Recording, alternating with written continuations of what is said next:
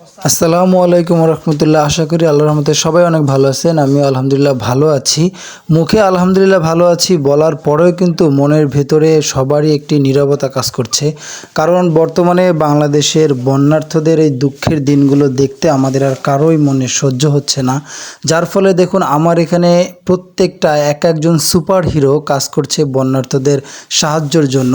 তারা সকাল থেকে এই রাত পর্যন্ত তারা কিন্তু যশোর শহরের বিভিন্ন পয়েন্ট থেকে যে পুরাতন পোশাক তারা মানুষ দিয়েছেন সেগুলা কিন্তু সংগ্রহ করে একটি পিকআপে করে নিয়ে এসে এই আমাদের রুমের মধ্যে রাখা হচ্ছে।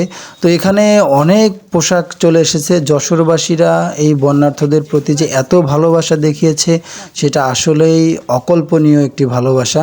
কারণ তারা দলমত নির্বিশেষে বিভিন্ন পেশা শ্রেণীর মানুষ কিন্তু তারা এখানে সাহায্য সহযোগিতা করার জন্য এগিয়ে এসেছে। এবং এখানে দেখছেন পুরা ঘর ভর্তি কিন্তু পোশাক। এছাড়াও যারা শুকনা খাদ্যদ্রব্য এবং অন্যান্য সাহায্য সহযোগিতা করেছে তাদের জন্য আলাদা জায়গা, আলাদা ফান্ড করা হয়েছে।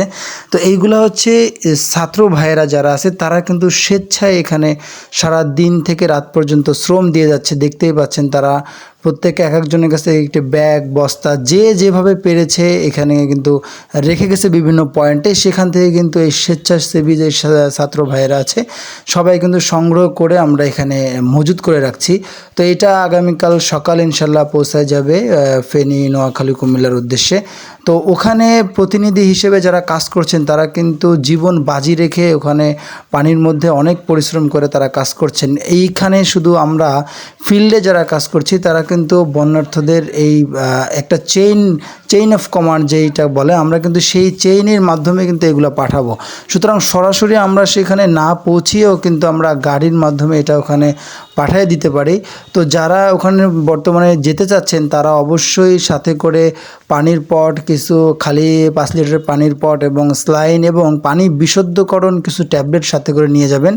আর যদি সম্ভব হয় তাহলে বাচ্চাদের কিছু ড্রেস এবং মেয়েদেরও কিছু ড্রেস প্রয়োজন নিয়ে যাবেন। যারা ওখানে স্বেচ্ছাসেবী ভাইয়েরা কাজ করছে তাদের শরীর যেহেতু একদমই ভিজা থাকছে, তো শুকনা গামছা এবং লুঙ্গি, তাওয়ালের কিন্তু প্রয়োজন, যেটা আমরা কিন্তু অলরেডি সংগ্রহ করে সাথে রেখে দিয়েছি। ইনশাল্লাহ আগামীকালকে আমরা পৌঁছে দেব।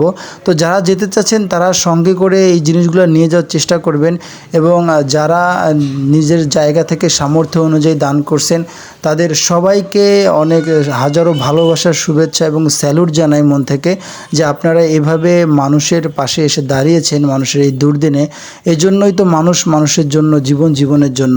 তো আজকে সবার এই ভালোবাসা দেখে আসলে সমস্ত যশোরবাসী কাছে আমরা কৃতজ্ঞ যে আপনারা যার যার জায়গা থেকে যতটুকু পেরেছেন সামর্থ্য অনুযায়ী সাহায্য সহযোগিতা করেছেন।